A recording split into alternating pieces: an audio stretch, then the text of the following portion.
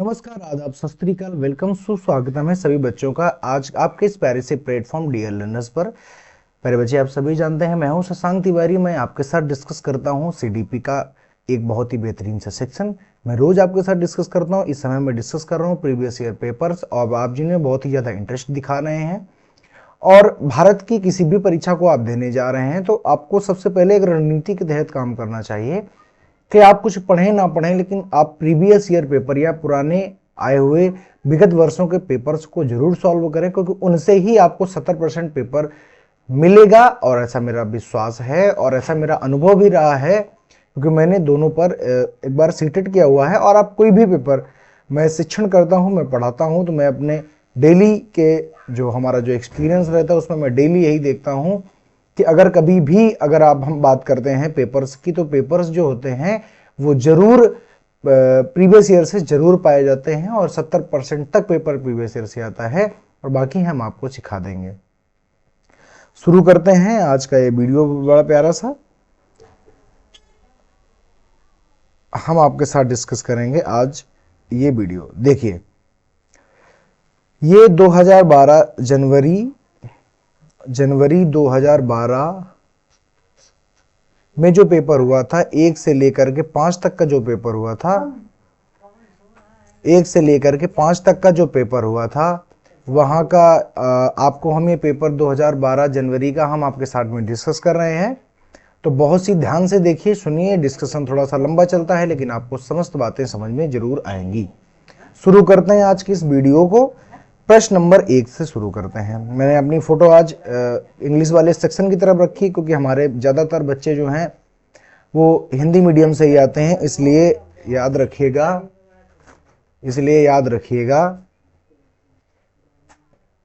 कि आपको ये चीज़ें जो है हिंदी में दिखाना अति आवश्यक है। ठीक है, चलो।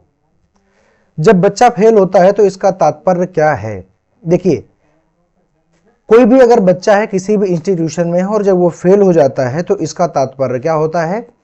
बच्चे ने उत्तरों को सही तरीके से याद नहीं किया है, बच्चे को प्राइवेट ट्यूशन लेनी चाहिए थी, व्यवस्था फेल हुई है, बच्चा पढ़ाई के योग्य नहीं है। देखो, बच्चे को उत्तर सही तरीके से याद नहीं थे, ये रोड लर्निंग की तरफ इंडिकेट करता है। याद रखिएगा, इसको कभी भी आपको सही नहीं करना है। बच्चों को प्राइवेट ट्यूशन लेना चाहिए, ये तो बिल्कुल गलत बात है। आप स्कूल में क्या करते हैं, आप स्कूल में कैसे पढ़ाते हैं कि बच्चे को प्राइवेट ट्यूशन लेना चाहिए? याद रखिएगा, अगर कोई बच्चा फेल होता है तो आपकी जो संस्था है, पूरा जो सिस्टम है, पूरा जो प्रबंधन है, वो फेल हो जाता है। क्योंकि बच्चा जब घर से चला था तो पेट से सीख के तो नहीं चला था। हो सकता है आपने ऐसे मौके उसको प्रोवाइड नहीं कराए, हो सकता है आपने ऐसा कोई वातावरण उसको प्रोवाइड नहीं कराया जिससे वो सीख नहीं पाया। हो सकता है आपके जो आप पढ़ा रहे हैं उसमें कुछ खामियां रही हैं। भाई, बच्चा सीख क्यों नहीं पाया, आप उसको क्यों नहीं सिखा पाए? ये जिम्मेदारी है, क्योंकि आज की जो शिक्षा है वो चाइल्ड सेंटर्ड है, यानी आपको ध्यान में नहीं रखा जाएगा, बच्चे को ही ध्यान में रखा जाता है। ये माना जाता है कि अगर बच्चा आपके इंस्टीट्यूशन पे आया है तो आप उसको क्यों नहीं पढ़ा पाए। इसलिए याद रखिएगा, अगर जब कभी कोई बच्चा फेल हो तो आप याद रखिएगा आपकी पूरी व्यवस्था फेल हो गई है, क्योंकि टीचर सेंटर्ड एजुकेशन नहीं है और बच्चा पढ़ाई के लिए योग्य नहीं है। तो बिल्कुल नकारात्मक वाक्य है, क्योंकि बच्चा पढ़ाई के योग्य है नहीं है, ये आप डिसाइड करने वाले कोई नहीं होते हैं। तो याद रखिएगा, क्वेश्चन नंबर 1 का जो तीसरा ऑप्शन है सही हो जाएगा कि आपकी पूरी व्यवस्था फेल हो गई, चरमरा गई। दूसरे नंबर पर आइए, बहुत ही ध्यान से देखिएगा। मैंने आपसे कहा है कि आज की जो शिक्षा है वो चाइल्ड सेंटर्ड है। ठीक, बच्चा घर से चलेगा तो वो कुछ लेके नहीं चलता है, आप उसको क्यों नहीं सिखा पाए, ये आपका फेल्योर है, ना कि बच्चे का फेल्योर है। ठीक, चलिए प्रश्न नंबर 2 पर आ जाइए। शिक्षण से अधिगम पर बल देने वाला परिवर्तन हो सकता है। शिक्षण से अधिगम पर बल देने वाला परिवर्तन हो सकता है। बाल केंद्रित शिक्षा पद्धति अपनाकर, मतलब आप ऐसा कैसा शिक्षण करें, आप कैसी टीचिंग करें कि अधिगम पर ज्यादा जोर हो, यानी जो बच्चा है वो सीखने पर ज्यादा जोर दे, जरूर सीख जाए। अब बताइए क्या हो सकता है? बाल केंद्रित शिक्षा अपनाकर, ये थोड़ा ठीक है। रटने को प्रोत्साहित करना, याद रखना प्यारे बच्चे, कभी भी रटना अच्छा नहीं माना गया है, और अगर कहीं भी रटना शब्द आ जाए तो आप उसको जड़ से नकार देंगे, गलत कर देंगे।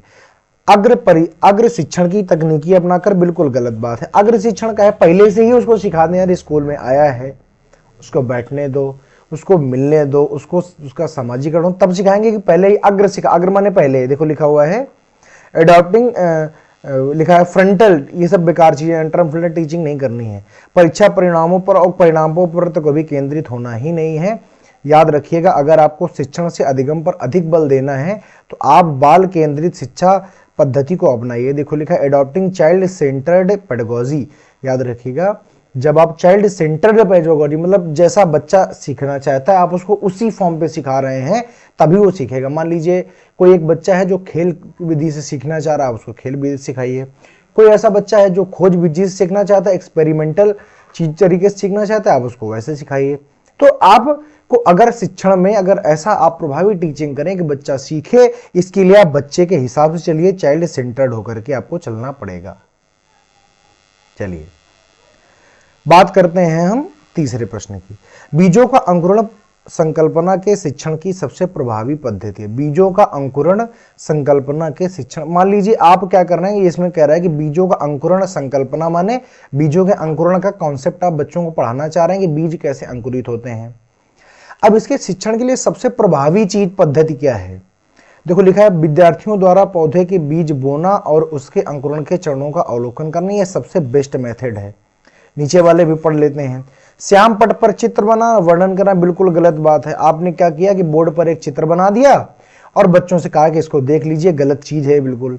बीजों की वृद्धि का चित्र कुछ नहीं करना है, विस्तृत गलत बात। देखो सबसे बढ़िया मेथड ये है कि जिस बच्चे को आप पढ़ा रहे हैं उसको आप कहिए कि ये गमला है, इस पे आप बीज बो दीजिए, बीज बोना और उसके बाद में उसको रोज उसको क्या कराइए, उसका अवलोकन कराइए, उसको रोज दिखाइए। इससे बेस्ट मेथड बीजों का अंकुरण की संकल्पना पढ़ाने का नहीं हो सकता है।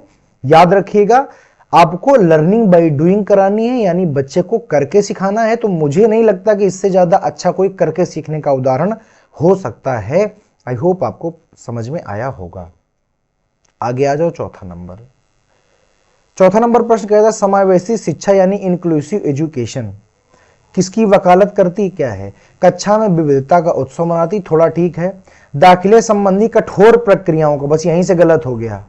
बच्चा स्कूल में आए, कठोर प्रक्रिया मत उसको करिए, सीधा सीधा उसको अडॉप्ट करिए, अपने यहाँ पर उसको भर्ती कर लीजिए। तो बच्चा सीख के नहीं आता है, बच्चे को आप सिखाएंगे। तथ्यों की शिक्षा या मतारोपण, मतारोपण का मतलब कोई भी तथ्य है, जैसे कि ये है कि राम ने रावण को मारा था, ये एक तथ्य है। बच्चा स्कूल पर आया, आपने उसको ये तथ्य सिखाया, अब आप उस पर आरोपित कर रहे हैं शिक्षा, तथ्यों की शिक्षा से संबंधित है। आरोपित नहीं करना है। बच्चा आपसे पूछेगा क्यों मारा, कैसे मारा, कहां मारा, जब वो ये प्रश्न करेगा तभी वो सीखेगा। ये कह रहा है मतारोपण, रोपण माने थोप देना जबरदस्ती, मत माने तथ्यों को, तो ये तो गलत बात है। तथ्यों को कभी आपको आरोपित नहीं करना है, बच्चे के ऊपर तथ्यों को आपको नहीं सिखाना है। हाशिए पर स्थित वर्ग से शिक्षकों को सम्मिलित, ये सब बेकार की बातें, बस एक ही सही है। समावेशी शिक्षा क्या करती, कक्षा में विविधता का मतलब होता है चाहे आप विकलांग हैं, चाहे कोई बच्चा विकलांग है, चाहे कोई एवरेज है, चाहे कोई प्रतिभाशाली है, चाहे कोई बिलो एवरेज है, सबको कहता है विविधता का उत्सव मनाती, माने सबको एक साथ शामिल करके पढ़ाई करने पर जोर देती है। इसे ही हम इंक्लूसिव एजुकेशन या समावेशी शिक्षा कहते हैं। याद रखना, समावेश का मतलब होता है सभी को शामिल करना। क्या होता है, तो आप कहेंगे सभी को शामिल करना। और भैया शामिल करके ही पढ़ाओगे, और किसको शामिल करना, तो चाहे वो फिजिकली चैलेंज्ड हो, चाहे वो एवरेज हो, चाहे वो गिफ्टेड हो, चाहे वो कैसा भी हो, सबको एक साथ शामिल करो। विविधता का मतलब होता है, जैसे कि अपने देश में क्या है, तो आप कहेंगे विविधता में एकता है, विभिन्नता में एकता है, यानी बहुत सारे विभिन्न प्रकार के समुदाय, जाति, वर्ग, खान पान के लोग हैं और सब मिलकर एक हो जाते हैं। यही तो भारत है। समावेशी शिक्षा भी उसी भारत के नियम पर आधारित होती है। अगर आप समावेशी शिक्षा मेरे द्वारा जो मैं समझा रहा हूं समझेंगे, समावेशी शिक्षा केवल एक ही मतलब है, बच्चा कैसा भी हो, चाहे विकलांग हो, चाहे फिजिकल से कुछ भी हो, सबको एक साथ में, अच्छे बुरे जो भी हैं सबको साथ में शामिल करो, वही है समावेशी शिक्षा। आगे आ जाओ 5वें नंबर पर। सभी लोग एक बार जो भी सेशन चल रहा है उसको लाइक, शेयर और सब्सक्राइब जरूर करेंगे। शेयर जरूर करें ताकि आपके जो मित्र हैं जो आपके साथ पढ़ाई करते हैं उन तक ये वीडियो जरूर पहुंचे और वो इस वीडियो का लाभ उठा सकें। ठीक है, आगे आ जाओ 5वां नंबर। 5वां नंबर है, निम्नलिखित में से कौन सा वस्तुनिष्ठ प्रश्न है। अब देखो वस्तुनिष्ठ प्रश्न कौन सा है, ठीक। लघु उत्तरात्मक प्रश्न ये वस्तुनिष्ठ नहीं होते। लघु उत्तरात्मक मतलब छोटा सा उत्तर, वस्तुनिष्ठ का मतलब होता है एक शब्द में आंसर देना। जैसे आपसे पूछा जाए भारत के प्रधानमंत्री कौन है, नरेंद्र मोदी, ये है वस्तुनिष्ठ प्रश्न। वस्तुनिष्ठ प्रश्न का मतलब होता है जिसका कोई दूसरा आंसर हो ही नहीं सकता है। वस्तुनिष्ठ माने एक चीज पर आधारित। ये देखो लिखा हुआ ऑब्जेक्टिव माने एक ऑब्जेक्ट पर आधारित। जैसे आपसे कहा जाए भारत के प्रथम प्रधानमंत्री कौन थे, अब बस एक ही आंसर है, पंडित जवाहरलाल नेहरू, इसे ही कहते हैं। तो लघु उत्तर में तो थोड़े बहुत 4-6 शब्द लिखने पड़ते हैं। मुक्त उत्तर वाला प्रश्न, मुक्त उत्तर वाला प्रश्न का मतलब होता है ओपन एंडेड क्वेश्चन। और ओपन एंडेड का मतलब क्या होता है, ध्यान से सुनना। जैसे आपसे पूछा जाए कि मुगल काल में भारत की सामरिक दृष्टि पर चर्चा कीजिए, तो ये ओपन एंडेड है, आप बहुत कुछ इसमें बता सकते हैं, ये नहीं होता है।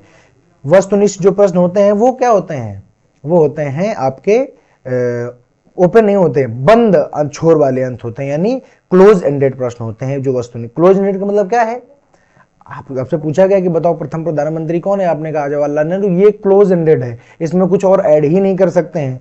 जबकि ओपन एंडेड में और कुछ ऐड कर सकते हैं। सत्य असत्य वाला यही सही है, क्योंकि निबंधात्मक जो प्रश्न होते हैं इसमें बहुत स्कोप होता है, बहुत लिख सकते हैं। और वस्तुनिष्ठ का मतलब होता है कि एक शब्द में आंसर दो, तो सत्य और असत्य कोई एक वाक्य लिखा, या तो उसमें आप ट्रू करेंगे या फॉल्स करेंगे, बस यही तो वस्तुनिष्ठ है। यानी इसमें ज्यादा आंसर नहीं दिए जाते हैं। आई होप आपको समझ में आया होगा। वस्तुनिष्ठ का मतलब होता है एक आंसर देना, तो ट्रू और फॉल्स है, या तो उसमें ट्रू कहेंगे या तो फॉल्स कहेंगे, बात खत्म हो गई। ठीक है, आगे आ जाओ। 6वां नंबर, निम्नलिखित में से कौन सी प्रगतिशील शिक्षा की विशेषता है। प्रगतिशील जो शिक्षा है जिसको आप कहते हो प्रोग्रेसिव एजुकेशन, उसकी विशेषता क्या है, केवल प्रस्तावित पाठ्य पुस्तकों पर आधारित अनुदेश। केवल प्रगतिशील शिक्षा आप खुद ही बताइए, प्रोग्रेसिव एजुकेशन की आप बात कर रहे हो और अब यहाँ पर केवल लिखे हो। याद रखना, कभी भी सीडीपी अगर पढ़ते समय आपको केवल शब्द मिल जाए वो पहले ही गलत होता है, आगे पढ़ना ही नहीं है, गलत है वो। और केवल अगर पाठ्य पुस्तकों पर आधारित हो गए तो फिर प्रगतिशील कहां से हुआ, प्रोग्रेसिव कहां से हुआ। दूसरे नंबर की बात करें, परीक्षाओं में अच्छे अंक प्राप्त करने पर बल बिल्कुल नहीं होता है। याद रखिएगा, आज की शिक्षा में अच्छे अंक प्राप्त करने पर कोई जोर नहीं है। आप अच्छे अंक प्राप्त करें और चाहे ना करें, बस बशर्ते बच्चे का विकास होना चाहिए। बार बार ली जाने वाली परीक्षाएं, ये भी गलत है। प्रगतिशील शिक्षा का मतलब बार बार परीक्षाएं लेते रहेंगे क्या, उसको सीखने का पढ़ने का मौका नहीं देंगे। जरा सा सीख ना पाया, परीक्षा ले ली, ऐसे नहीं। ये लिखा हुआ है, समय सारणी और बैठने की व्यवस्था में लचीलापन, यानी flexible time table and seating arrangement, यानी यही है प्रगतिशील शिक्षा। यानी कि आप थोड़ा सा लचीलापन रखें। लचीलापन का मतलब होता है कि समय, स्थिति, स्थान के आधार पर आप उसको बदल सकें। ऐसा नहीं है कि आपने रिजिड कर दिया है। क्लास 6 जो है, अब भाई मान लीजिए कि अगर लचीलापन है तो उसको आप बेहतर सिखा पाएंगे। हो सकता है बच्चे का उतने समय पढ़ने का मन नहीं है, आपकी समय सारणी अगर लचीली है तो उसको शाम को भी पढ़ा सकते हैं, किसी और दिन में भी पढ़ा सकते हैं। ठीक है, तो लचीलापन ये ज्यादा ठीक बात है। 7वें प्रश्न पर आ जाइए। देखिए लिखा हुआ, एक शिक्षक प्रश्न पत्र बनाने के बाद यह जांच करता है कि प्रश्न परीक्षा के विशिष्ट उद्देश्यों की परीक्षा ले रहे हैं। मैंने एक पेपर बनाया और मैंने उस पेपर को यह जांचा कि ये जो प्रश्न लिखे हैं, सबसे पहले ये जानो कि मेरा उद्देश्य क्या है परीक्षा लेने। तो मेरा मान लीजिए उद्देश्य है, मैं ये जानना चाह रहा हूं कि आपकी तैयारी कितनी अच्छी है। तो हम उन्हीं चीजों को तो रखेंगे जो परीक्षा में पूछी जा रही हैं, या जिनसे मेरा उद्देश्य है आपको नौकरी दिलवाना या आपको सीटेट में पास करवाना। तो मेरा उद्देश्य हो गया सीटेट में पास कराना। मुझे नॉलेज है कि किन प्रश्नों से आप पास होंगे, तो मैंने क्या किया, इसमें वही प्रश्न रखे। ठीक समझ गया कि नहीं। एक पेपर बनाया, पेपर में पहले हमने उद्देश्य मेरा है आपको सीटेट पास करना, तो मुझे पता है सीटेट पास कैसे करना है, कौन से प्रश्न आएंगे, मैंने वही प्रश्न इसमें रख दिए।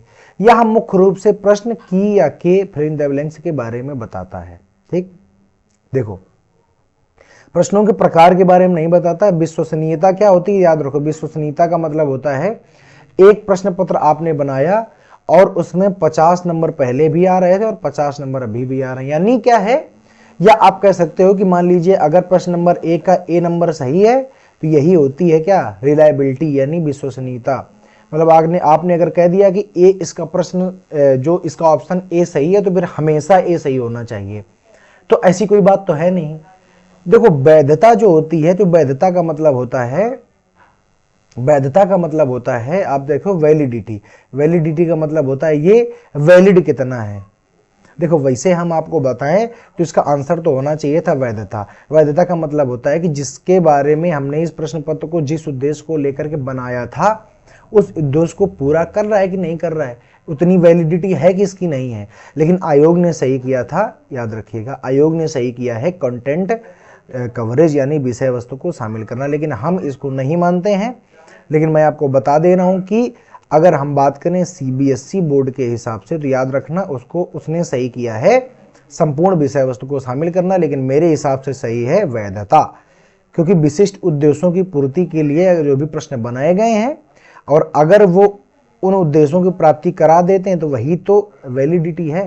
भाई आप अपने सिम में रिचार्ज कराते हैं तो आप ये मान के कराते हैं कि 84 दिन का है, उसकी चेक नहीं करते हैं वैलिडिटी कितनी है, 84 दिन की है, तो आप ये भी तो चेक करते हैं क्या 84 दिन चल रहा है कि नहीं चल रहा है, वही है वैलिडिटी।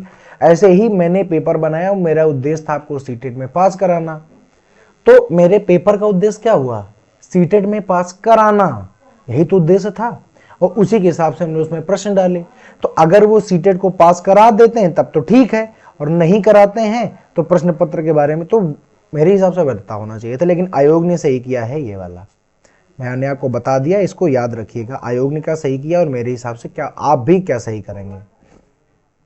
8वें नंबर पर आ जाओ, लिखा हुआ है विवेचनात्मक शिक्षा शास्त्र का यह दृढ़ विश्वास है कि, विवेचनात्मक यहां पर देखो लिखा हुआ है critical pedagogy firmly believes that, किस पर फर्मली मतलब बहुत अच्छी तरीके से किस पर विश्वास करती है, शिक्षार्थियों को स्वतंत्र रूप से तर्कना नहीं करनी चाहिए। अब देखो नहीं हो गया, अरे भाई जो पढ़ रहा है वो तर्कना तो करेगा ही ना, स्वतंत्र तर्कना का मतलब होता है रीजनिंग, और अगर जब रीजन जानने की कोशिश करेगा, जैसे कि आपको बता दिया गया 2:2 आप अगर जानने की कोशिश करें, क्यों आपको बताया गया कि a प्लस बी का whole square is equal to a square plus b square पर 2 भी आप जानने की कोशिश करें, क्यों, अगर आप क्यों जान गए तो आप समझो कि आपकी जो भी आपकी टीचिंग है वो बहुत बढ़िया हो गई, भाई आप हमेशा के लिए याद रखेंगे। तो ये तो भाई गलत बात है।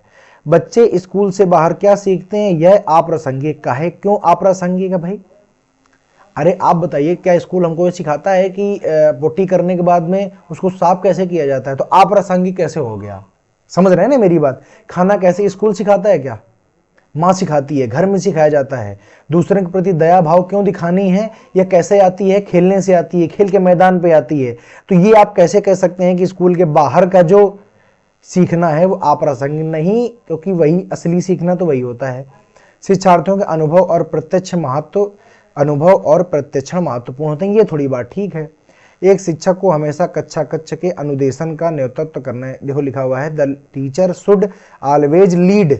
अब टीचर अगर लीड करेगा तो फिर डिक्टेटरशिप हो गई, भाई मैं किसी क्लास का टीचर हूं और मेरे हिसाब से बच्चे चलें, तो फिर ये तो फिर टीचर सेंटर्ड हो गई ना एजुकेशन, हमको बनानी क्या है चाइल्ड सेंटर, मतलब ये भी गलत है, यही सही है। शिक्षार्थियों मानी स्टूडेंट के अनुभव यानी एक्सपीरियंस और प्रत्यक्षण यानी देखो लिखा हुआ है एक्सपीरियंस एंड परसेप्शन, वो क्या सोचते हैं किसी भी विषय के बारे में, उनका क्या अनुभव है, महत्वपूर्ण होते हैं, और इसी को महत्व देंगे विवेचनात्मक शिक्षा शास्त्र के अंतर्गत। समझ पा रहे हो कि नहीं। सीटेट एक ऐसा एग्जाम है कि अगर आपने इसके बारे में एक बहुत अच्छी सोच बना ली, बहुत अच्छी अगर आपने रीजनिंग लगाई, तो बच्चे यकीन मानो आपके बहुत नंबर आते हैं, ठीक है। तो याद रखना टीचर कभी भी लीडर नहीं होना चाहिए, और यही टैग वर्ड है। अब हमसे कहेंगे टैग वर्ड पढ़ाइए, जब मैं पढ़ा रहा हूं तो आप यही तो टैग वर्ड होते हैं कि शिक्षक कभी भी लीड नहीं करेगा, क्योंकि शिक्षक अगर लीड करेगा तो शिक्षक हो जाएगा डिक्टेटर, और डिक्टेटर शिक्षक को नहीं दिखाना है। टीचर एज अ फैसिलिटेटर, यानी टीचर क्या है, एक सुविधा दाता है, ना कि एक प्रशासक है। प्रशासक नहीं है टीचर, आप टीचर सुविधा देगा बच्चों को बस, और कुछ नहीं करेगा। समझ पा रहे हो मेरी बात, आप कहेंगे बिल्कुल ठीक बात है। आगे आ जाइए 9 नंबर, विद्यालय आधारित आकलन मुख्य रूप से किस सिद्धांत पर आधारित होता है, मतलब SBA स्कूल बेस्ड असेसमेंट। मुख्य रूप से किस सिद्धांत पर आधारित होता है? वाह्य परीक्षकों की अपेक्षा शिक्षक अपने शिक्षार्थियों की क्षमता को बेहतर जानते हैं। ये तो बात थोड़ी ठीक है भाई, एक बाहर से एग्जामिनर आया है, एक हमको रोज पढ़ाने वाले टीचर है, वो तो उससे ज्यादा जानेंगे, थोड़ी ठीक बात है। किसी भी कीमत पर विद्यार्थियों को अच्छे ग्रेड मिलने चाहिए, बस यही तो गलत है। मतलब कुछ भी करे, देखो लिखा है student should be at all cost get high grades. अरे हाई ग्रेड्स नहीं लाने भैया, उसको हमको सिखाना है, उसको मशीन थोड़ी ना बनाना है कि कुछ भी करो तुम्हारे अच्छे नंबर आने चाहिए। गलत बात है। अब देखो ये जो चाइल्ड सेंटर्ड एजुकेशन है ना, इसमें ये कतई नहीं कहा गया है कि बच्चे के अच्छे नंबर आए ही, इसमें कहा गया कि बच्चा सीखे और सीख करके जीवन में बेहतर इंसान बने, इस पर जोर दिया गया है। याद रखिएगा, ग्रेड्स, नंबर, मार्क्स, इन सब चीजों पर जोर नहीं दिया गया। तो जहां भी ऐसी चीजें हैं उसको पहले गलत कर दो। विद्यालय बाह्य परीक्षा निकायों की अपेक्षा ज्यादा सक्षम है, ये तो गलत बात है भाई। बहुत सारे बाह्य निकाय ऐसे हैं जो विद्यालय से अधिक अच्छे हैं परीक्षा लेने में, ठीक है, जरूरी थोड़ी ना है। आकलन बहुत किफायती मितव्ययी होना चाहिए, गलत बात है। बस यही केवल सही है कि वाह्य परीक्षकों की अपेक्षा, मतलब अगर जो देखो लिखा हुआ है टीचर्स नो दियर लर्नर्स कैपेबिलिटी, जो टीचर होते हैं वो अपने प्रशिक्षुओं की या अपने शिक्षार्थियों की कैपेबिलिटी माने क्षमताओं को बेहतर जानते हैं, बेटर देन द एक्सटर्नल। तो इसीलिए स्कूल बेस्ड जो असेसमेंट है वो ज्यादा बढ़िया माना जाता है। समझ रहे हैं बात की? नहीं तो आप कहेंगे बिल्कुल ठीक बात है। आगे आ जाइए, चलिए देखिए, 1 मिनट, चलो देखो फिर अगर आगे प्यारे बच्चे हम बात करते हैं 10 नंबर प्रश्न पर। देखो इन प्रीवियस ईयर को हल करते करते आपके दिमाग में एक कहीं ना कहीं एक चीज ऐसी बन जाएगी, आप कहीं ना कहीं एक सोच बना लेंगे अपने मन में कि क्या बात है, ऐसे भी हो सकता है। मैं आपसे बार बार कहता हूं कि इन चीजों पर ध्यान दो और इन चीजों के मर्म पर ध्यान दो। सीटेट का पेपर रट के नहीं निकाल पाएंगे, सीटेट का पेपर को समझ के ही निकाला जा सकता है, ठीक है। 10 नंबर में शिक्षार्थी व्यक्तिगत विभिन्नता प्रदर्शित करते हैं, अतः शिक्षक को, जो शिक्षार्थी होते हैं वो इंडिविजुअल डिफरेंसेस को शो करते हैं, तो इसलिए शिक्षक को क्या करना चाहिए? Learners display individual differences so a teacher should, एक टीचर को क्या करना चाहिए? मैंने आपको बार बार बताया है कि अगर विद्यार्थी में व्यक्तिगत विभिन्नता है तो एक शिक्षक की जिम्मेदारी है कि वो हर प्रकार के बच्चे को समझने की क्षमता रखे, सीधी सी बात है। देखो लिखा हुआ है सीखने के विविध अनुभवों को उपलब्ध कराना चाहिए, बहुत सही बात है। सीखने की आप अगर अलग अलग, देखो लिखा है provide a variety of learning experiences, अगर आप अलग अलग प्रकार के, अगर आप सीखने के विविध प्रकारों को अगर आप उसके सामने उपलब्ध कराएंगे तो आपको पता ये चलने लगेगा कि कौन सा बच्चा कैसे सीखता है, कैसे सीख सकता है। तो ठीक बात है थोड़ी सी। कठोर अनुशासन बिल्कुल गलत। जरूरी नहीं कि बच्चे को आप एक डंडे से हाँकना शुरू कर दीजिए, बच्चे को आप मारना शुरू कर दीजिए। मारना जुर्म है, क्योंकि टीचर एक डिक्टेटर नहीं है। टीचर क्या है? फैसिलिटेटर, सुविधादाता है। और जब आप बच्चे के मित्र हैं तो आप उसको कठोर अनुशासन नहीं लगा सकते हैं। अरे भाई आप बच्चे को बताएंगे क्या कैसे बैठना, वो तो उसके अंदर से आना चाहिए ना। अनुशासन हमारे अंदर से होता है। जैसे मैं आपको रोज पढ़ाता हूं, ये मेरा अनुशासन है। और ये अनुशासन क्या मुझे कोई मार के दिला सकता है क्या? अरे नहीं, मार के नहीं दिला सकता। ये मेरे अंदर से आता है कि मुझे पढ़ाना है, मुझे ऐसा करना है, तो बच्चे के अंदर से आना चाहिए। तीसरा नंबर है परीक्षाओं की संख्या बढ़ा दी, तो बिल्कुल गलत बात है। हम तो कहते हैं यहां पर न्यू एजुकेशन पॉलिसी कहती है कि जो आपकी परीक्षाएं हैं, जो आपके एग्जाम है, उनको बहुत ज्यादा क्या करिए, उनको बहुत ज्यादा फ्लेक्सिबल बना दीजिए। तो गलत बात है। अधिगम की एक समान गति, याद रखिएगा, पर बल देता है। भैया एक समान रूप से सभी बच्चे नहीं सीख सकते हैं, तो एक समान गति पर कभी भी बल नहीं देगा, ठीक। अरे एक समान कैसे सीख सकते हैं भाई? मेरा सीखने का अंदाज कुछ अलग है, कुछ रफ्तार अलग है, किसी का कुछ अलग है, किसी का कुछ अलग है।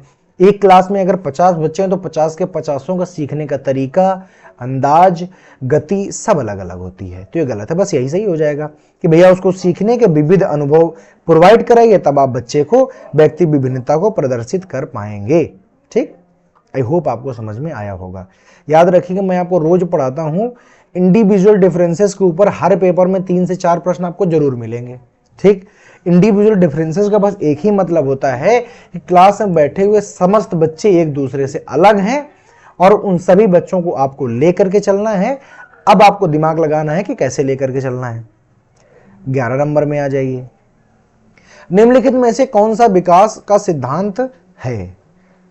अब देखो, देखना विकास का सिद्धांत क्या है। विकास की दर सभी में समान नहीं होती है। बिल्कुल ठीक बात है ये, ठीक, सभी में समान नहीं होती है। मैंने अभी अभी कहा कोई कैसे सीखता है, कोई कैसे, ऐसे विकास किसी में कोई नाटा होता है, कोई लंबा होता है, किसी को जल्दी बुद्धि आती है, किसी को परिपक्वता देर में आती है।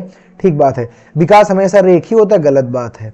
मतलब कोई बच्चा अगर बढ़ना शुरू किया, बढ़ता बढ़ता बढ़ता ही चला जाता है, नहीं, रेखीय नहीं होता है। कैसा होता है? तो आप कहेंगे रेखीय ना होकर के सर्पिलाकार क्रम में होता है, सर्पिला कार होता है, यानी स्क्वायरल होता है। आपको मैंने पढ़ाया था विकास एक लीनियर ना होकर कैसा होता है, आप कहेंगे स्क्वायरल होता है, यानी सर्पिलाकार क्रम। ये तो गलत बात है। यह निरंतर चलने वाली प्रक्रिया नहीं है, ये भी गलत बात है। विकास कैसा चलता है? वुम्ब टू टुम्ब चलता है, यानी मां के गर्भ से लेकर के कब्र तक चलता है, यानी ये निरंतर चलता रहता है। विकास कभी भी रुकता नहीं। हाँ, वृद्धि रुक जाती है। भाई आप बढ़ रहे हैं तो एक समय तक ही तो बढ़ेंगे, आप बढ़ते रहेंगे तो ऐसे तो आप बहुत लंबे हो जाएंगे। यानी 18 साल तक, जब एडल्टहुड तक बच्चा जाता है, तब तक उसकी लंबाई बढ़ती है और फिर उसकी लंबाई बढ़ना रुक जाती है। तो वृद्धि अगर बात करता तो रुकती है, लेकिन विकास एक निरंतर चलने वाली प्रक्रिया, गलत है। विकास की सभी प्रक्रियाएं अंतः संबंधित नहीं, अंतः संबंधित होती हैं। विकास की सभी प्रक्रियाएं अंतः संबंधित होती हैं, बस एक है सही है। विकास की दर समान नहीं होती, बिल्कुल सही बात है, असमान होती है। अलग अलग बच्चे में, अलग अलग व्यक्ति में अलग अलग होती है। आई होप आपको समझ में आया होगा। 12वें नंबर पर आइए। मानव विकास के क्षेत्रों को विभाजित किया जा सकता है, जो हैं मानव विकास की, याद रखिएगा, जो हमारे जीन पैजे थे उन्होंने 4 एस्पेक्ट बताए हैं, जो कि बताए थे कौन कौन से, याद रखिए, मैं आपको बताता हूं। फिजिकल, ठीक है, उसके बाद में इमोशनल, सोशल और कॉग्निटिव। कॉग्निटिव के अंतर्गत ही आ जाते हैं साइको, जिसे लिखा हुआ है साइकोलॉजिकल, ये भी इसी के अंतर्गत आता है। अगर कोई कह दे कि आपको स्पिरिचुअल, आध्यात्मिक, ये भी इसी के अंतर्गत आता है। यानी फिजिकल माने शारीरिक, कॉग्निटिव माने संज्ञानात्मक, इमोशनल और सोशल, तो सही तो यही है। इंग्लिश में याद करो, क्या? फिजिकल, इमोशनल, सोशल और कॉग्निटिव। कॉग्निटिव के अंतर्गत ही लैंग्वेज डेवलपमेंट आता है, इसी के अंतर्गत स्पिरिचुअल आता है, इसी के अंतर्गत आपका कॉग्निटिव आता है, कॉग्निटिव के अंदर इसी के अंतर्गत आपको साइकोलॉजिकल आता है। ठीक, तो याद रखना कौन होगा? PESC या PCSE, कोई कोई याद करता है, PCSE, फिजिकल, कॉग्निटिव, सोशल और इमोशनल। फिजिकल, कॉग्निटिव, सोशल और emotional, PCSE, physical, cognitive, social और इमोशनल। ये क्या होते हैं? 4 विकास के डोमेन होते हैं, जो जीन पैजन दिया था। जीन पैजन ने 4 डोमेन ऑफ डेवलपमेंट दिए हैं, यानी मानव विकास के 4 क्षेत्रों का वर्णन किया गया है, जो कि ये है। बाकी इसमें क्या गलत है? देखो, आध्यात्मिक आ गया है, संज्ञानात्मक और आध्यात्मिक एक ही बातें होती हैं। यहाँ पर मनोवैज्ञानिक और संज्ञानात्मक एक ही बातें होती हैं, यहाँ पर आध्यात्मिक और ये एक ही बातें होती हैं। ठीक है, वे आप जब संज्ञान होगा तभी तो आप आध्यात्मिक होंगे। आगे आ जाइए। 13 नंबर में देखो लिखा, एक शिक्षिका पाठ्य वस्तु और फल सब्जियों के कुछ चित्रों का प्रयोग करती है और अपने शिक्षार्थियों से चर्चा करती है। एक शिक्षिका है, पाठ्य वस्तु में फल सब्जियों के कुछ चित्रों का प्रयोग कर रही है और विद्यार्थियों से चर्चा करती है। विद्यार्थी इस जानकारी को अपने पूर्व ज्ञान से जोड़ते हैं। मतलब जैसे कि मान लीजिए आपको मैंने पोषण के, देखो लिखा हुआ, पूर्व ज्ञान से जोड़ते हैं और पोषण की संकल्पना को समझते हैं। यानी देखो लिखा हुआ है, देखो लिखा हुआ, a teacher uses a text and some pictures of fruits and vegetables and holds a discussion with her students. The student link the detail with their previous knowledge. जो कि उनको पहले से पता है, वो आज जो दिया गया नॉलेज है उससे जोड़ते हैं। जैसे आपको अगर साइकिल चलानी आती है तो आपको मोटरसाइकिल चलाने में मदद मिलती है। क्यों? क्योंकि आप कम से कम साइकिल तो चला लेते हैं, 2 पहिया वाहन चला तो लेते हैं। तो जब आप मोटरसाइकिल पकड़ोगे तो हैंडल पकड़ने की स्टाइल आपकी साइकिल की तरह ही होती है। तो बहुत बार हम धोखे में क्या करते हैं, स्कूटी चला रहे होते हैं, दोनों दबा देते हैं। तो दोनों जब दबाते हैं तो गाड़ी हमारी पलट जाती है। वही बात कह रहा है। तो आप जोड़ते हो कि नहीं जोड़ते हो? और कहता है ये करते हुए वो learn the concept of nutrition, ये करते हुए पोषण की संकल्पनाओं को सीखते हैं। यह उपागम फिल इन द ब्लैंक्स पर आधारित है। तो ये जो आधारित है, ये शास्त्रीय अनुबंधन पर आधारित नहीं है। शास्त्रीय अनुबंधन तो बात करता है कि किसी के सामने आप टुकड़ा लाइए, फिर वो चूहा पाता रहे, गलत बात। पुनर्बलन का सिद्धांत भी यहाँ पर कौन सा आपको पुनर्बलन दिया गया है? ना कोई बाह्य पुनर्बलन है ना आंतरिक पुनर्बलन है। बच्चे के सक्रिय अनुबंधन, अनुबंधन है ही नहीं। अनुबंधन का मतलब होता है किसी एक चीज को पाने के लिए आप जब बार बार, जैसे कुत्ता जो आपका खरगोश है, जो चूहा है, वो खाने की गोली पाने के लिए बार बार वही प्रक्रिया को दोहराता है, उसे कहते हैं सक्रिय अनुबंधन, यानी कंडीशनिंग उसको कहते हैं। तो कंडीशनिंग तो हो ही नहीं रही है ना, तो बच्चे क्या कर रहे हैं? तो बच्चे केवल ज्ञान का निर्माण कर रहे हैं। याद रखिएगा, ठीक है, दिमाग लगाइएगा कि अनुबंधन क्या है। तो आप कहेंगे किसी एक गोल को पाने के लिए, किसी एक लक्ष्य को पाने के लिए किसी प्रक्रिया को, किसी क्रिया को बार बार दोहराना ही अनुबंधन है। और यहां पर ऐसा कुछ तो हो नहीं रहा है, ठीक, बार बार शब्द का प्रयोग ही नहीं हुआ है। आगे आ जाओ। 14 नंबर आपसे कहता है कि जब बच्चे की दादी उसे उसकी मां की गोद से ले लेती है तो बच्चा रोने लगता है। बच्चा फिल इन द ब्लैंक्स के कारण रोता है। सामाजिक दुश्चिंता, तो बच्चा सामाजिक हो ही नहीं पाता है, दुश्चिंता कहां से आएगी? बच्चा जरा सा है, बच्चा सामाजिक कहां होता है? मैंने कहा जब बच्चे का जन्म होता है तो वो कैसा होता है? तो वो आप कहते हैं वो बिल्कुल असामाजिक होता है। बच्चे को अगर भूख लगे तो नहीं देखेगा कि उसकी माता जी कहाँ है, उसको दूध पीने के लिए चाहिए तो चाहिए, फिर चाहे जो हो जाए। बच्चा ये थोड़ी देखता है कि मेरे मामा के यहाँ हैं तो भूख लगी, रोएंगे नहीं। यही तो कहते हैं वो कैसा होता है? पशुवत होता है, यानी असामाजिक। क्योंकि बच्चा है तो पशु तो कह नहीं सकते हैं, लेकिन असामाजिक कह सकते हैं। सामाजिक दुश्चिंता है ही नहीं। इमोशनल दुश्चिंता, देखो अजनबी दुश्चिंता, ये तो गलत बात है। बच्चा जो होता है उस समय किसी को पहचान नहीं पाता है, अजनबी दुश्चिंता नहीं। देखो अगर हम कहें तो सही तो होना चाहिए था वियोग दुश्चिंता, यानी सेपरेशन एंजाइटी, ये बिल्कुल सही आंसर होता है।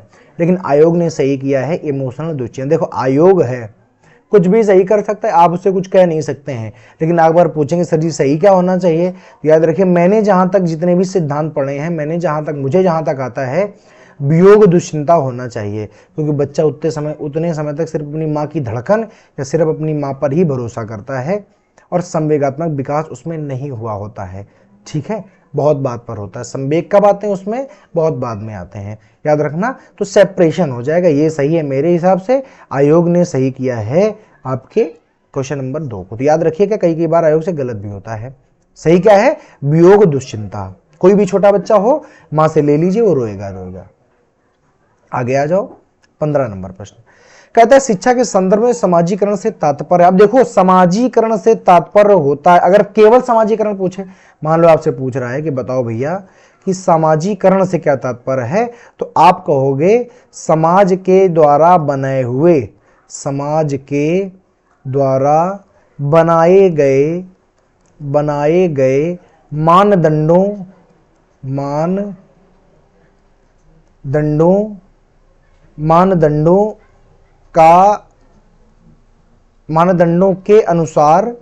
के अनुसार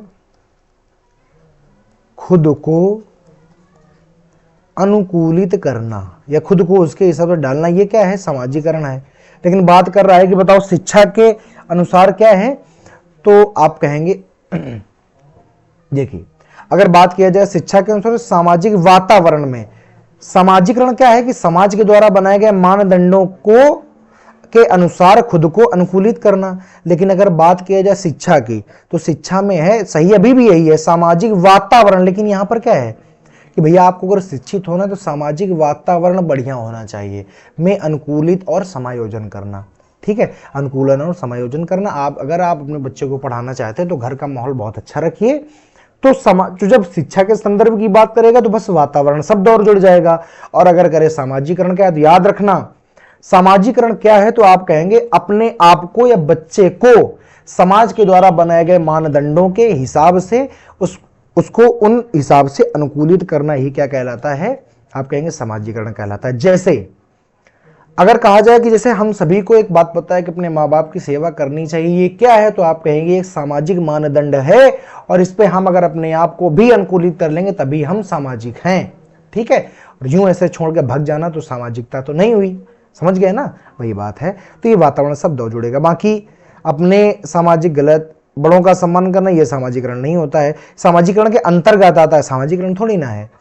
मानदंडों का सदैव जरूरी नहीं कि सदैव अनुपालन करो, याद रखिएगा। अपने आप को याद रखना, तुमको ध्यान देना है अनुकूलन और अगर इंग्लिश की बात करें देना एडजस्टिंग और एडेप्टिंग में ध्यान देना है कि समाजीकरण क्या है, तो आप कहोगे खुद किसी भी एक व्यवस्था को एडेप्ट करना या उसमें अपने आप को एडजस्ट करना ही क्या है। आगे आ जाओ, 16 नंबर क्या है, राज्य स्तर की एक एकल गायन प्रतियोगिता में, देखो एकल गायन का मतलब होता है कि एकल गायन का मतलब है कि अगर गाना गाया जा रहा है तो केवल एक ही बच्चा या बच्ची केवल उसमें गाना गा सकती, एक केवल गाएगा, सिंगल, ग्रुप पे नहीं गाओगे।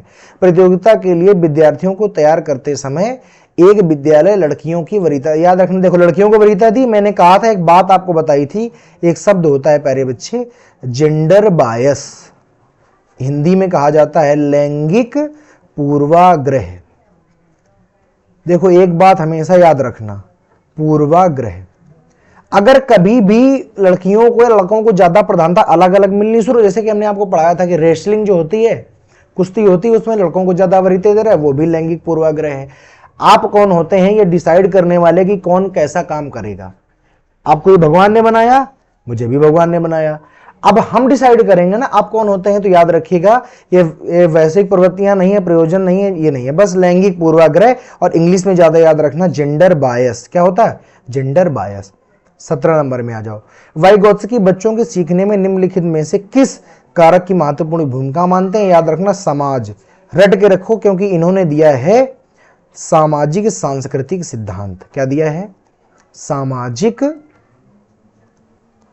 सांस्कृतिक सिद्धांत, गिवन बाई आप कहेंगे वाइगोत्स्की, वाइगोत्स्की ने दिया हुआ है, क्या आप कहेंगे? सामाजिक सांस्कृतिक सिद्धांत।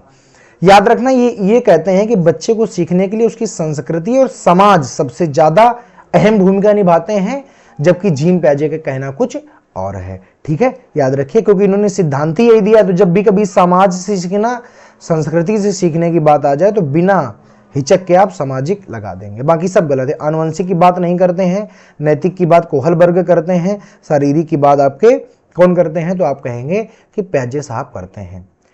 18 में आ जाओ, लिखा हुआ है एक शिक्षिका अपने विद्यार्थियों की विभिन्न अधिगम शैलियों को संतुष्ट करने के लिए वैविध्यपूर्ण कार्यों का प्रयोग करती है, वह फिल इन द ब्लैंक्स से प्रभावित है। देखो एक बात तुमको बताते हैं, कोहलबर्ग के नैतिक सिद्धांत, एक शिक्षिका है, देखो यहां से पढ़ो, इंग्लिश में कभी कभी ज्यादा समझ आता है। A teacher makes use a variety of task to cater to the different learning styles of their student, she is influenced by, वह किससे प्रभावित है? एक टीचर है, वह अपने बच्चों के लिए अलग अलग प्रकार की शैलियों का क्या करती है? उनके अधिगम को अच्छा करने के लिए अलग अलग प्रकार के कार्यों का निष्पादन करती है। देखो कोहलबर्ग का नैतिक सिद्धांत है, कोहलबर्ग ने नैतिकता की बात की है कि बच्चे को आप नैतिक कब मानेंगे, तो इसमें शैलियों का और वैविध्यपूर्ण कार्यों कोई जिक्र नहीं है। वाइगोत्स्की ने कहा बच्चा कैसे सीखता है, तो इन्होंने कहा समाज में आकर सीखता है, इसमें भी शैली की कोई बात नहीं की गई है। पियाजे के संज्ञानात्मक विकास में होता है कि संज्ञानात्मक विकास कैसे होता है, और ये है गार्डनर का बहुबुद्धि सिद्धांत। गार्डनर ने बहुबुद्धि सिद्धांत दिया था, वहां पर 8 प्रकार की बुद्धि का जिक्र किया हुआ है गार्डनर ने, और उसी में ये है कि कैसे कैसे आपको सिखाना है वैविध्यपूर्ण, तो बस यही, और आयोग ने भी इसी को सही किया हुआ है। बाकी ये तीनों चूंकि मैच नहीं करते, डिसमैच हैं। ठीक है, याद रखिएगा, क्योंकि अधिगम शैलियों की बात यहीं पर की गई है। 19 में आ जाओ, एक शिक्षिका अपने आप से कभी भी प्रश्नों के उत्तर नहीं देती है, और बिल्कुल सही बात है। जैसे टीचर है, a teacher never gives answer two questions herself. कोई भी प्रश्न है अपने मन से उत्तर मत दीजिए। अगर आप एक अच्छे टीचर उत्तर मत दीजिए, तो करना क्या है? विद्यार्थियों से निकलवाइए, वह अपने विद्यार्थियों से उत्तर देने के लिए समूह चर्चाएं, सहयोगात्मक अधिगम अपनाने के लिए प्रोत्साहित करती है। वो कहती है कि ये एक समस्या है, यह एक प्रश्न है, और इसको सॉल्व करने के लिए सभी लोग क्या करें? एक समूह बनाती है और उनमें चर्चा करवाती है और सहयोग के अधिगम को अपनाने पर बल देती है। यह उपागम फिल इन द ब्लैंक्स के सिद्धांत पर आधारित है। कुछ नहीं, बस याद रखना, आपको चौथे नंबर प्रश्न पर आ जाना है। 19 का आपका सही हो जाएगा चौथा नंबर। वो बच्चों की सक्रिय सहभागिता को सक्रिय भागीदारी को क्या करना चाहती है? वो एक्टिव पार्टिसिपेशन को आपको पार्टिसिपेशन को दिखाना चाहती है। भाई देखो, अगर बच्चे जैसे कोई भी समस्या अगर बच्चे उसको सॉल्व करेंगे तो बच्चे ज्यादा सीखेंगे। देखो, अनुदेशात्मक सामग्री का उचित, गलत बात है। अच्छा उदाहरण प्रस्तुत करना और भूमिका प्रतिरूप करना, सीखने के लिए तत्पर रहना। अगर याद रखना, कभी भी कोई भी आपके सामने ऐसा प्रश्न आ जाए कि कोई भी टीचर या कोई भी व्यक्ति खुद से काम ना कर रहा हो, अपने बच्चों को काम करने के लिए प्रोत्साहित कर रहा हो, उनका संगठन बना रहा हो, परिचर्चाएं करवाए, वाद विवाद करवाए, डिबेट करवाए और उनसे ही उत्तर निकालने के लिए अगर वो उनको याद रखना प्रेरित करो, याद ध्यान से सुनना, वो एक्टिव पार्टिसिपेशन बच्चों का करवाना चाहता है। क्योंकि जो सीडीपी है वो कहती है कि बच्चा अगर खुद करके सीखेगा, लर्निंग बाय डूइंग करेगा, तो ज्यादा सीखेगा, बल्कि आपके लेक्चर मेथड के हिसाब से। तो वही कर रहा है। तो क्या कहते हैं बच्चे को सिखाने के लिए उसका एक्टिव पार्टिसिपेशन जरूरी है, यानी बच्चा सक्रिय रूप से भागीदारी जरूर ले। ठीक है, आप कहेंगे ठीक बात है। इसीलिए फिर आगे चलकर आधुनिक तौर पर फिर क्या होने लगे थे, प्रोजेक्ट मेथड शुरू हुआ था, प्रोजेक्ट कराना शुरू किया गया था। 20 नंबर, निम्नलिखित में से कौन सा शिक्षक से संबंधित अधिगम को प्रभावित करने वाला कारक है? शिक्षक से संबंधित अधिगम, ध्यान से सुनना, शिक्षक से संबंधित करना है आपको, बच्चे का कोई यहां पर रोल नहीं। देखो लिखा है which of the following is a teacher related factor. Teacher से रिलेटेड फैक्टर है जो अफेक्ट करता है लर्निंग को, मतलब टीचर में ऐसा क्या होता है या नहीं होता है जिसकी वजह से बच्चे की लर्निंग प्रभावित होती है। बैठने की उचित व्यवस्था किसी भी शिक्षक की जिम्मेदारी नहीं, स्कूल प्रबंधन की जिम्मेदारी है कि वो बैठने की सिटिंग अरेंजमेंट करे। टीचर थोड़ी सिटिंग अरेंजमेंट करे, टीचर पढ़ाएगा कि सिटिंग अरेंजमेंट करेगा। शिक्षा माध्यम संसाधनों की उपलब्धता, ये भी टीचर काम नहीं, ये भी स्कूल मैनेजमेंट का काम है, ये भी गलत है। विषय वस्तु या अधिगम अनुभवों की प्रकृति, ये तो उसमें देखा जाएगा। हाँ, विषय वस्तु में प्रवीणता, याद रखिएगा, अगर वो अपने जो पढ़ा रहा है उस पर अगर मास्टर नहीं है तब ये शिक्षक से ज्यादा संबंधित। देखो लिखा है nature of the content, content का नेचर है, ये नेचर टीचर का थोड़ी ना है। कंटेंट का मतलब होता है जो विषय वस्तु है वो कैसी है, इस पर डिपेंड करता है। तो ये टीचर से रिलेटेड कहाँ हुआ, ये तो कंटेंट से रिलेटेड हुआ। तो जब भी कभी हिंदी ना समझ में आए तो इंग्लिश एक बार जरूर देख लेना, क्योंकि इंग्लिश से आपको ज्यादा बेहतर समझ में आएगा। ठीक है, हिंदी के भरोसे हमेशा मत बैठिएगा। याद रखना, मैं आपको सिखाता हूं कि पेपर करते समय सक्रिय सहभागिता रखिए, हिंदी भी देखिए, इंग्लिश भी देखिए, जिस भाषा के समझ में आए दोनों में देखिए, किसी न किसी में पक्का समझ में आएगा।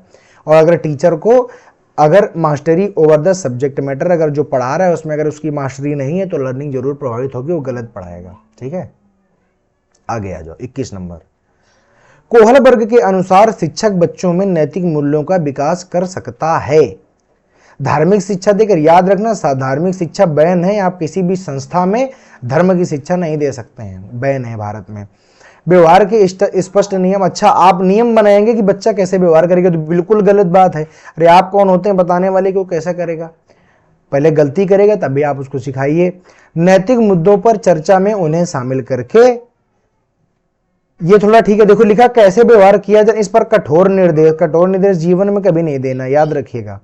उसको सुधारने की कोशिश करो लेकिन उसको कठोर निर्देश नहीं देना है, यही सही है। नैतिक मुद्दों पर उसको चर्चा में उसको शामिल करिए, जब वो चर्चा में शामिल होगा तो सीखेगा कि अच्छा ये होता है, ये होता है, तो बस यही सही है। बाकी 3 गलत है तो 1 बस सही हो जाएगा। ये भी एक तरीका होता है कि आप अगर ना समझ में आ रहा हो तो 3 को गलत साबित कर दो, जो बचे वही सही है।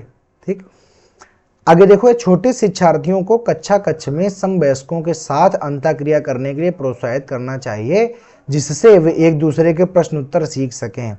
अरे गलत बात, अंतःक्रिया करने का मतलब प्रश्न उत्तर कहां से हो जाता है, पाठ्यक्रम को जल्दी, ये भी बिल्कुल गलत बात है। पढ़ने के दौरान सामाजिक कौशल, हाँ ये थोड़ा ठीक बात है। शिक्षक कक्ष को बेहतर तरीके से नियंत्रित कर सके। फिर देखो वही आ गया है, देखो कंट्रोल, हिंदी में ना समझ में आए तो अंग्रेजी में जरूर देखना। कंट्रोल शब्द निगेटिव है और कहीं भी अगर कंट्रोल शब्द लग जाए ध्यान रखना, कुछ देखिए मत, गलत है।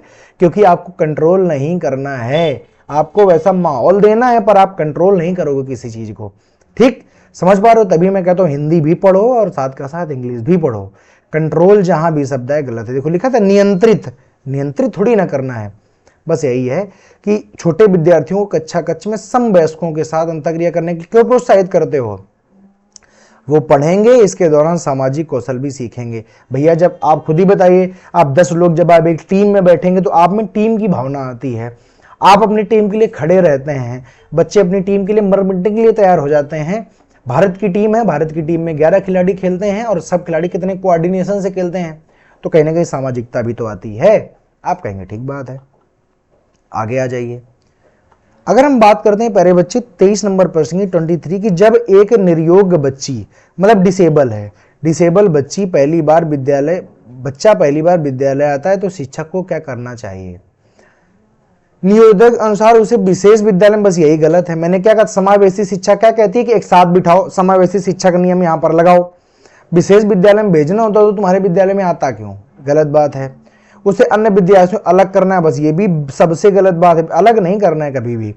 सहकारी योजना विकसित करने के लिए बच्चों के माता पिता के साथ चर्चा करनी चाहिए, और ये प्रवेश परीक्षा बिल्कुल गलत बात। याद रखना, सरकार ने कह रखा है कि आप किसी भी प्रकार की विद्यालयी शिक्षा के लिए, यानी 3 से लेकर के 18 वर्ष की शिक्षा के लिए आप कोई भी किसी प्रकार का कोई भी आप एडमिशन टेस्ट नहीं लेंगे, एंट्रेंस टेस्ट नहीं लेंगे, यही सही है।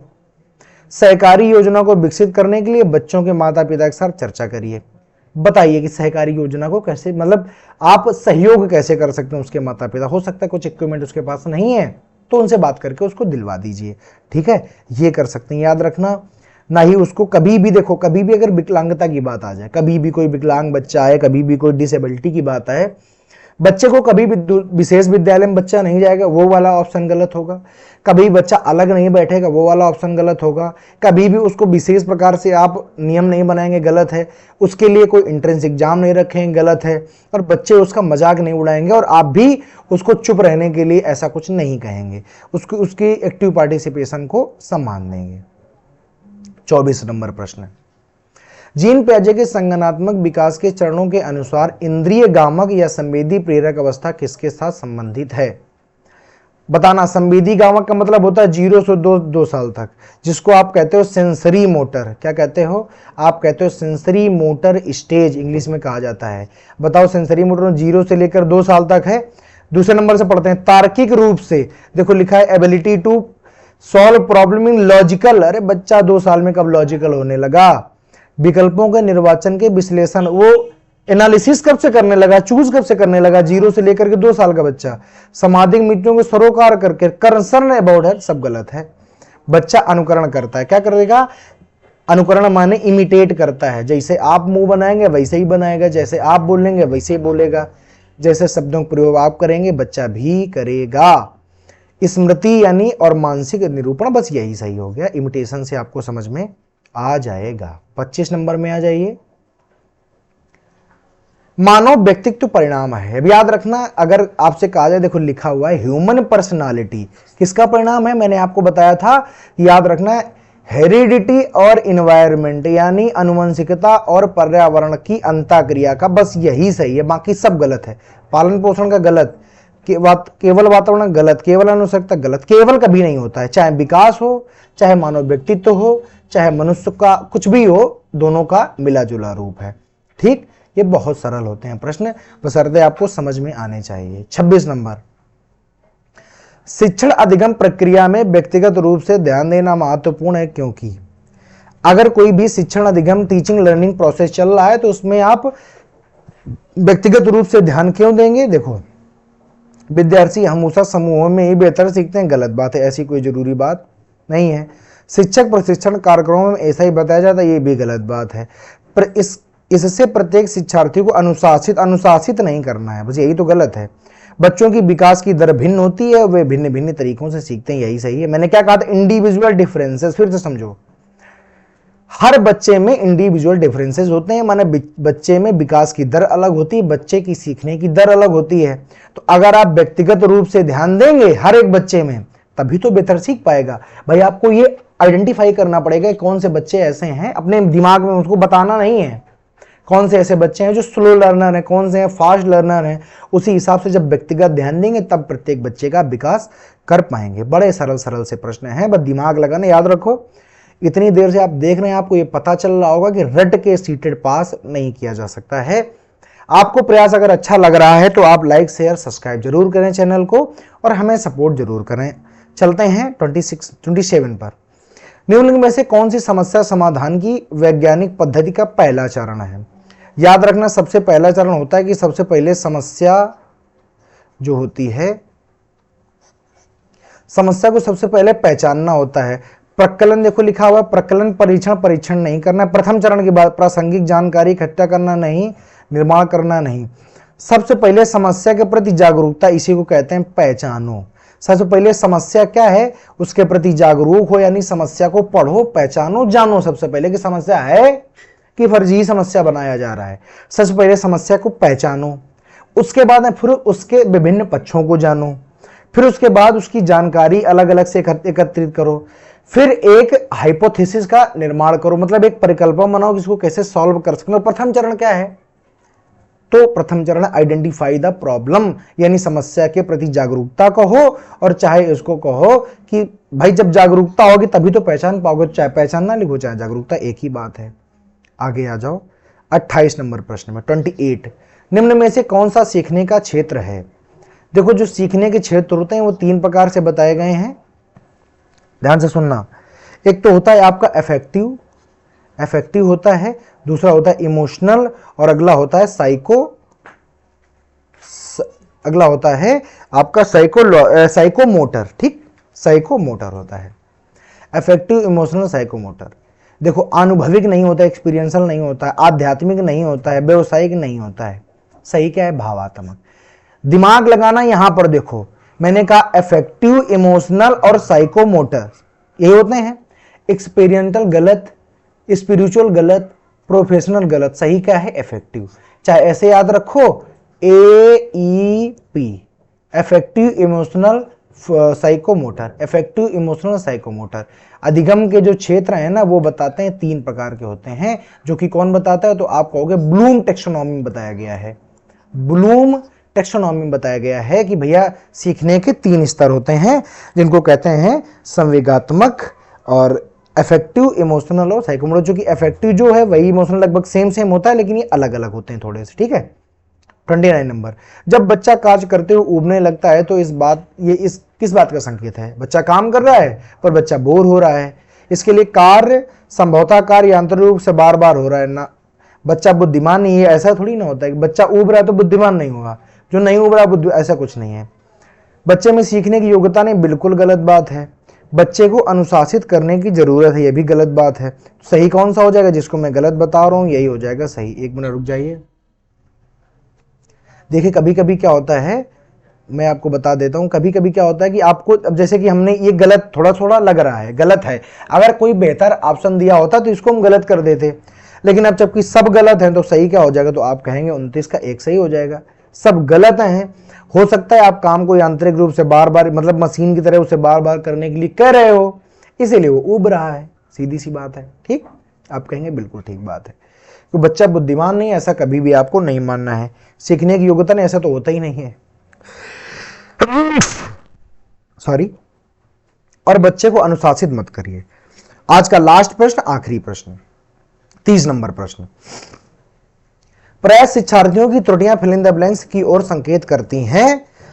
यांत्रिक अभ्यास की आवश्यकता है नहीं, सीखने की अनुपस्थिति नहीं, विद्यार्थी के सामाजिक आर्थिक स्तर। देखो सामाजिक आर्थिक स्तर से त्रुटियों को कोई संबंध नहीं है, सीखने की अनुपस्थिति से कोई संबंध नहीं है।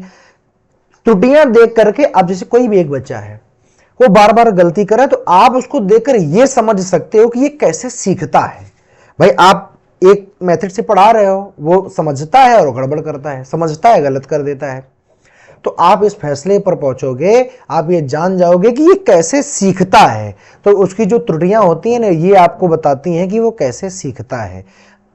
तो याद रखना, ऑफन, हाँ, इंडिकेट, तो इंडिकेट किसमें करती हैं? तो हाउ दे लर्न, वो कैसे सीख सकता है या कैसे सीखता है, इस बात पर इंडिकेट करती हैं।